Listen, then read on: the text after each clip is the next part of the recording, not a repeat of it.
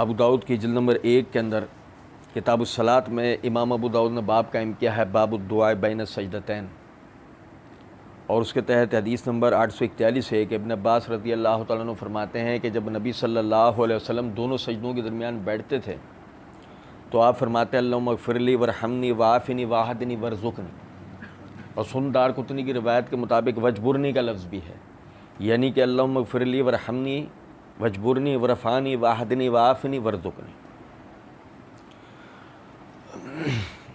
عرض کرنے کا مقصد یہ ہے، جب وہ دو سجدوں کے درمیان میں نے پچھلے درس میں یہ توجہ دلائی تھی کہ یہ ایسے نہیں ہے کہ اللہ اکبر اللہ اکبر، یہ ایسے نہیں ہے۔ نبی صلی اللہ علیہ وسلم کے لیے جیسے کہ برا بن عازب رضی اللہ تعالیٰ عنہ سے بخاری کے اندر روایت موجود ہے کہ آپ صلی اللہ علیہ وسلم کا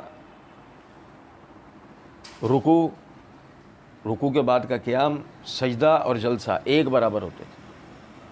اور میں نے توجہ دلائی تھی کہ جیسے کہ نبی صلی اللہ علیہ وسلم نے صحیح بخاری کتاب الاذان میں اس باب کے تحت کہ باب امر النبی صلی اللہ علیہ وسلم الذی لا یتم الرکوع بالاعادہ، اس کے تحت یہ حدیث نمبر ہے 756، آپ نے ایک شخص کو بار بار جو ہے وہ لوٹا دیا، ارجع فصلی فانک لم تصلی، جا نماز پڑھ، تو نے نماز نہیں پڑھی۔ پھر جب اس نے آپ کو سکھانے کے لیے کہا کہ اللہ کے رسول مجھے نہیں پتہ، آپ بتائیے، تو آپ نے جو اسے پوری نماز بتائی اس کے اندر یہ الفاظ ہیں وَإِذَا جَالِسًا، پھر جب تو جلسہ کرے تو ٹھہر جا، حَتَّى تَطْمَئِنَّ جَالِسًا، یہاں تک کہ تو اطمینان سے جلسہ کر لے۔ اس کا مطلب اس میں ٹھہرنا ہے۔ اب جب وہ ٹھہری ہوئی کیفیت ہے، آپ اسے دیکھیں کہ وہ بیٹھا ہے دو زانو ہو کر اللہ کے آگے، اور اس کی جو وہ کیفیت ہے کہ وہ اس نے اپنی لاچارگی کو اپنے رب کے سامنے پیش کر دیا کہ اب تو کھڑا بھی نہیں ہوں، بیٹھا ہوا ہوں، بیٹھ گیا ہوں، گھٹنے ٹیک دیے ہیں میں نے، اے اللہ آپ کی بادشاہت، آپ کی حکمت کے آگے میں نے اپنے گھٹنے ٹیک دیے ہیں۔ اور پھر اس وقت میں جو وہ کہتا ہے، جو شریعت نے سکھایا، جو ابن عباس رضی اللہ تعالیٰ عنہ فرماتے ہیں کہ نبی صلی اللہ علیہ وسلم دونوں سجدوں کے درمیان یہ دعا پڑھتے تھے اللہم اغفر لی ورحمنی وعافنی واہدنی ورزقنی، اللہم اغفر لی، اے میرے رب میری مغفرت کر دیجیے، اے میرے رب میری مغفرت کر دیجیے۔ یہ اصل ہے انسان، کل بنی آدم خطاؤن، ہر آدم کا بیٹا خطا کرتا ہے نا حدیث۔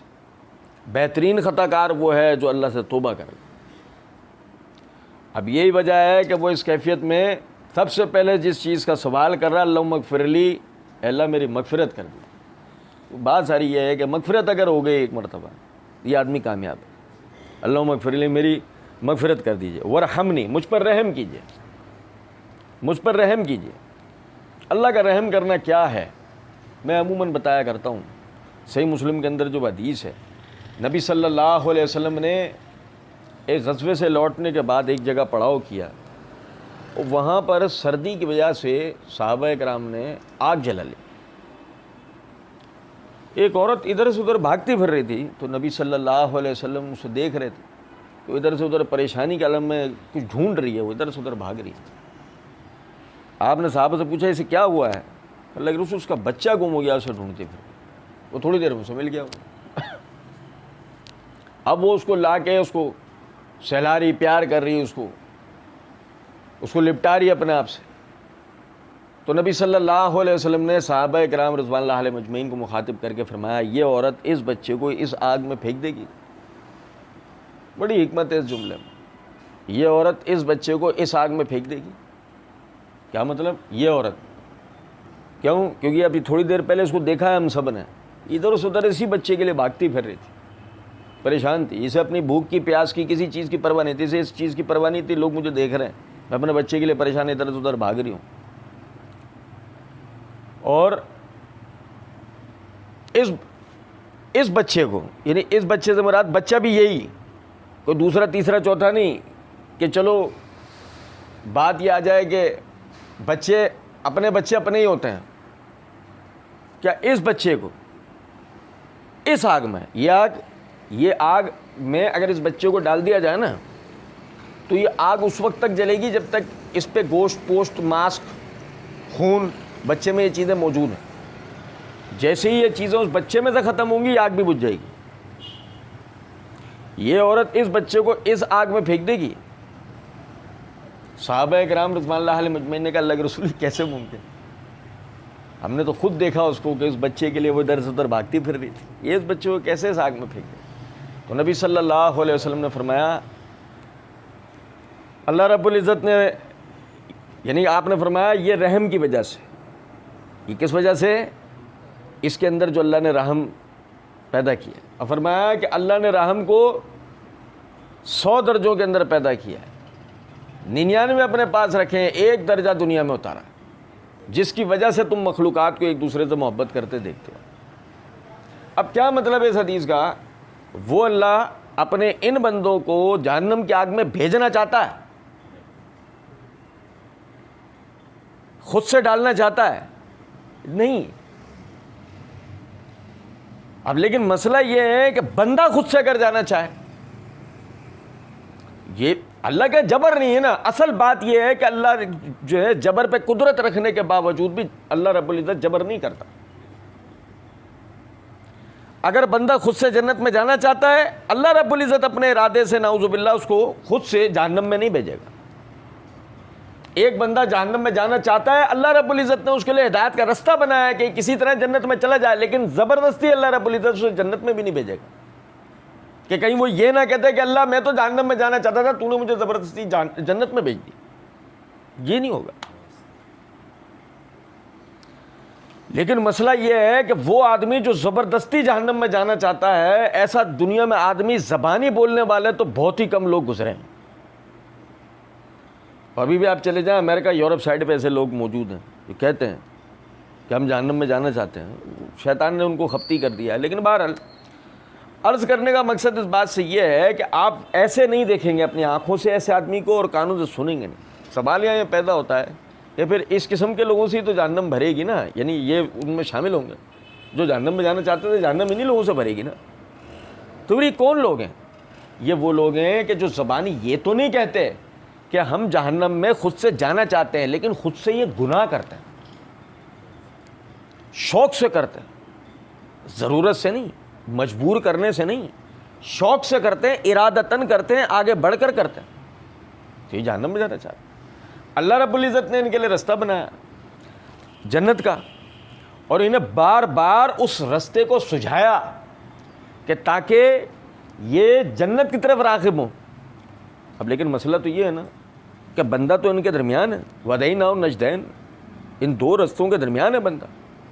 اس لیے جب اس سے خطائیں یا کوتاہیاں سرزد ہوتی ہیں تو اس بندے کے لیے سکھایا گیا کہ وہ اپنے رب سے دعا کرے، تو وہ کیا کرے؟ اللہم اغفر لی ورحمنی، اے میرے رب میری مغفرت کر دیجئے، مجھ پر رحم کیجئے۔ یعنی کیا؟ اس ماں کی طرح کہ جو اس آگ کے اندر اپنے بچے کو نہیں ڈالنا چاہتی ہے، اللہ تو اپنے بندوں کو آگ کے اندر جہنم کی آگ میں نہیں ڈالنا چاہتا، رحم کر دے ہم پر اے اللہ رحم کر دیجئے۔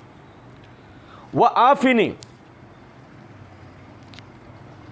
میں آپ کو بتاؤں، سمجھیں، میں نے سورہ یونس میں بتایا تھا، دیکھیں ایک سجدہ نہیں کیا تھا ابلیس نے، ایک سجدہ، نتیجہ کیا نکلا؟ ابلیس کی اب اس وقت تک کی زندگی کی جتنی عبادات تھیں یا جتنے بھی اس نے جو بھی کچھ اللہ کے لیے کوئی کرا ہوگا کام، اس نے وہ سب اس کے منہ پہ دے مارا گیا، اس کی ساری فضیلت چھین لی گئی اور اس کو ذلیل و رسوا کر کے یعنی نکال دیا گیا، اور قیامت تک کے لیے اس پر لعنت کر دی گئی، جیسے کہ قرآن پاک ہمیں بتاتا۔ اب سمجھنے کی بات یہ ہے کہ اگر ہم اپنا موازنہ کریں، اس نے ایک سجدہ چھوڑا تھا، ہم اگر اپنا موازنہ کریں تو ہم نے جان بوجھ کر کتنی نمازیں چھوڑی ہیں۔ اسی طریقے سے فرعون نے یعنی کہ ایک درجے میں ظلم کیا تھا، ایک درجے میں، اور وہ درجہ کیا تھا؟ اپنی حاکمیت کو برقرار رکھنے کے لیے لوگوں کو قتل عام کا شکار کرنا۔ ہمارے پاس کیفیت یہ ہے کہ قوم پرستی کے نام پہ، فرقہ واریت کے نام پہ، حمیت کے نام پہ یا کسی بھی چیز کے نام پر ہم یا تو قتل کرتے ہیں یا قتل میں سہولت کار بنتے ہیں۔ جیسے کہ چھوٹی سی مثال ہے نا، وہ سری لنکن فیکٹری مینیجر کو جو مار دیا گیا تھا، چھوٹی سی مثال ہے ہمارے سامنے، تو یہ ایک بہت بڑا ظلم تھا. کتنے لوگوں نے اس میں سے توبہ کی ہوگی, اور کس سے ہم نے سنا ہوگا اس بات کا کہ بھائی آپ سب کو توبہ کرنی چاہیے اس بات کے اوپر؟ کس کے مجھے سنا ہوگا؟ اسی طریقے سے یہ دیکھیں, قارون کو یہ کہا گیا تھا کہ جی یہ جو خزانہ اور جو مال اس نے جمع کیا, یہ کہا گیا تھا کہ یہ تیری محنت نہیں ہے, یہ اللہ کی دی ہوئی توفیق ہے, یہ اللہ کا مال ہے. اس نے اس کے اوپر کہا تھا یہ میری محنت. ایک فعل یعنی کہ اس مال کو جمع کرنے کا جو فعل ہے اس نے اپنی طرف منسوب کر لیا. ہم کتنی باتیں ایسی ہیں جو پورے دن میں کر جاتے ہیں, یہ میں نے کیا ہے, یہ میں ایسا نہیں کرتا تو ایسا ہو جاتا. ہم ایسی کتنی باتیں کر جاتے ہیں. اور ان سب کا باپ ان الشرک لظلم عظیم, شرک سب سے بڑا ظلم ہے نا. کتنے ہی معاملات عقائد کے ایسے ہیں کہ جن میں ہم تساہل غفلت برتتے ہوئے اللہ کی شان میں گستاخی کر جاتے. کتنے ہی معاملات ایسے. اللہ نے جھوٹ بولنے سے منع کیا, ہم جھوٹ بول دیتے. اللہ نے فحش گوئی سے منع کیا ہے, گالیاں دینا ہے, یہ وہ ہم یہ کر جاتے. مطلب آپ اندازہ کریں, ایک سجدے کا حکم ابلیس کو دیا تھا, اس نے نہیں کیا, نتیجے میں اس کے ساتھ یہ سب کچھ ہوا. کیفیت یہ ہے کہ ہم صبح سے لے کے رات تک اللہ کی نافرمانی کے 20 کام کر جاتے ہیں. آپ دیکھیں وہ ہم سے درگزر کر لیتا ہے, چھوڑ دیتا ہے. وہ ہم سے درگزر کر لیتا ہے, چھوڑ دیتا ہے. یہ اس دعا کے اندر ہم کہہ رہے ہوتے ہیں وَعَافِنِی, اے اللہ ہم سے درگزر کر دی. ہم سے تو ہو نہیں رہا ہے, ہم سے تو ہو نہیں رہا. شعوری لا شعوری طور پر ہم کچھ نہ کچھ آپ کی نافرمانی کا کام کر رہے ہیں, لیکن وہ عافینی, آپ ہی درگزر کر دیجیے. اور وہ کرتا ہے. ورنہ بھائی اس بات پر ہے نا, کیا الفاظ ہیں حدیث میں, سنن ترمذی کے اندر حدیث ہے کہ اگر اس دنیا کی مثال اللہ کے نزدیک ایک مچھر کے پر کے برابر بھی ہوتی تو اپنے جھٹلانے والوں کو تو ایک بوند پانی پینے کے لیے نہیں دیتا. جو ایک مرتبہ اللہ کی نافرمانی کا کام کر جاتا تو سسک کے مر جاتا, لیکن اس کو پانی پینے کو ملتا, اسے کھانا کھانے کو ملتا, اسے اس دنیا کی کوئی نعمت برتنے کو نہیں ملتی ایک نافرمانی کے بعد. اور یہاں ہزاروں نافرمانی ہم اللہ کی کر جاتے ہیں, وہ ہم سے درگزر کر جاتا ہے, ہمیں موقع دیتا ہے, ہمیں معاف کر دیتا ہے. یہی ہے کہ ہم اس دعا میں کہتے ہیں وَعَافِنِی, اے اللہ ہم سے درگزر کر دی. وَاهْدِنِی, وہ اهدنا الصراط المستقیم, جو شروع میں ہم کیا ہے, وَاهْدِنِی, اے اللہ مجھے ہدایت دے دیجئے. ہدایت سمجھے, ہم میں سے ہر وہ بھائی جو پہلے کسی سنت سے واقف نہیں تھا, کسی سنت پہ عمل کرنے کی توفیق پاتا تھا, مگر علم نہ ہونے کی وجہ سے اس پہ عمل نہیں کرتا تھا, ایک زمانہ اس پہ عمل نہیں کیا, بعد میں وہ سنت, وہ دین کی بات, وہ حکمت کی بات سامنے آئی, عمل کیا, اس کا دنیاوی اور روحانی فائدہ پایا, اور اب اپنے ماضی کو یاد کرتا ہے, اور اپنے ماضی کو یاد کر کے سوچتا ہے یار کہاں اتنے عرصہ ہم نے جو نا ایک غفلت میں اور بے وقوفی میں لوگوں کے کہنے میں آ کے, اپنے فرقے کے اوپر چل کے اور اپنے باپ دادوں پہ چل کے ہم نے دین کی اس بات کو چھوڑے رکھا. لیکن ابھی جو آپ نے اختیار کیا وہ کس وجہ سے اختیار کیا ہے؟ آپ کی میری محنت تھی. وَاهْدِنِی, اے اللہ مجھے ہدایت دیجئے. یہ ہدایت کس نے دی تھی آپ کو؟ اللہ رب العزت. آپ کا میرا کمال تھوڑی تھا.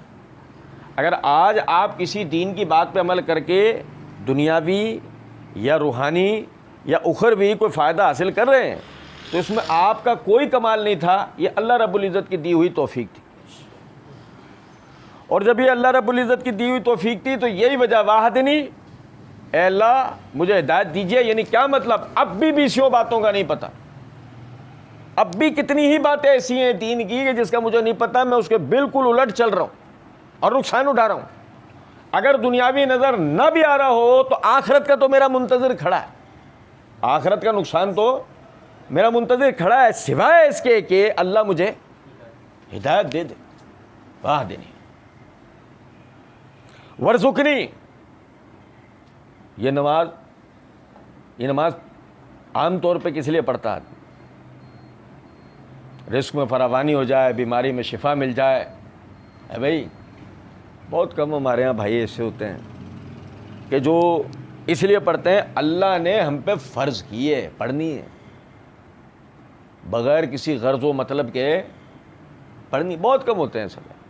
زیادہ تر تو بھائی یہ نہیں کہ نماز پڑھیں گے برکت ملے. بھائی ایسا نہیں ہے کہ ایسا جو مطلب نماز پڑھنے سے برکت ملے گی، بالکل حق ہے. نماز رزق میں فراخی کرے گا، بالکل حق ہے. نماز کی جتنی ہم شمار نہیں کر سکتے نماز کی برکات و ثمرات. آدمی نے جو سوچی نہیں ہوں گی وہ بھی ہیں، آدمی نے جو پڑھی نہیں ہوں گی وہ بھی ہیں، آدمی جو سنی نہیں ہوں گی وہ بھی ہیں. سارا مسئلہ یہ ہے کہ ہم کسی نہ کسی غرض و مطلب کے اوپر جو ہے اس کو پڑھ. چھوٹی میں چھوٹی بات، اولاد، فرض نماز بعد دعا کروں اللہ میرے اولاد ہو جائے. اب پتہ ہے میں پہلے بھی بتایا تھا، 12ویں پارے کی پہلی آیت میں بھی میں نے سمجھائی تھی یہ بات. عربی زبان میں کھانے پینے کو رزق نہیں کہا جاتا.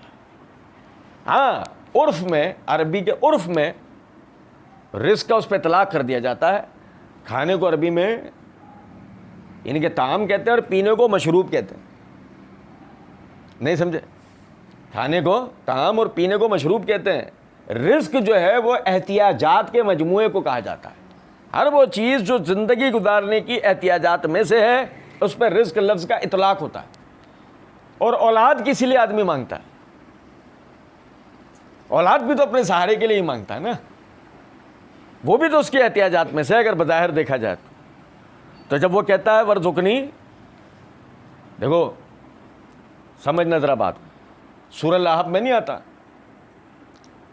ما اغنا عنہ مالہ وما کسب، نہ ابو لہب کا مال اس کے کام آ سکا اور نہ اس کا کسب. کسب سے مراد کوشش ہے. اب وہاں کسب میں دو کس باتیں تھیں. پہلی ابو لہب نے کوششیں جو کی وہی لوگوں کو جا کے بہکانا، اس کی یعنی اس کا اور اس کی بیوی کا، اور لوگوں کی ذہن سازی کرنا نبی صلی اللہ علیہ وسلم کے خلاف. لیکن جو سورہ لہب کا شان نزول ہے اس کو اگر سامنے رکھا جائے تو اس سے پتہ لگتا ہے کہ نہیں، اشارہ اس طرف نہیں ہے. میں نے سورہ لہب میں بتایا تھا کہ صرف یہ بات نہیں ہے.